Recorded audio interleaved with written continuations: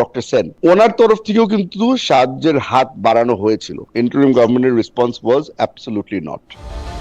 অন্তর্বর্তী সরকারকে নিয়ে এভাবেই এক বিস্ফোরক মন্তব্য করেছেন চট্টগ্রাম ৭ আসনের এমপি হুমাম কাদের চৌধুরী। তিনি বলেছেন, মাইলস্টোন স্কুলে দগ্ধ শিশুদের চিকিৎসা সহায়তার প্রস্তাব দিয়েছিলেন আওয়ামী লীগ সরকারের সাবেক মন্ত্রী ডাক্তার সামান্ত লাল সেন, কিন্তু সেই প্রস্তাবে ডক্টর মোহাম্মদ ইউনূসের নেতৃত্বাধীন অন্তর্বর্তী সরকার সাড়া দেয়নি।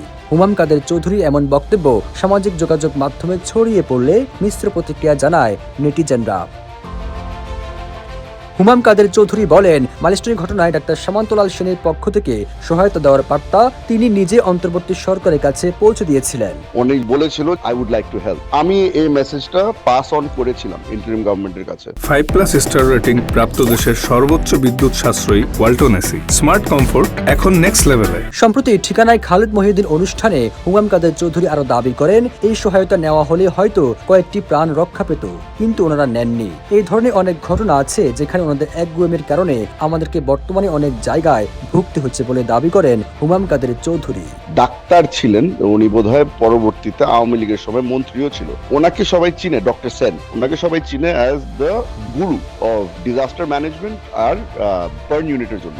প্রথম বোধহয় বার্ন ইউনিট উনি অর্গানাইজ করেছিল বাংলাদেশে। সবুজ আলম, নিউজ ডেস্ক, ইত্তেফাক।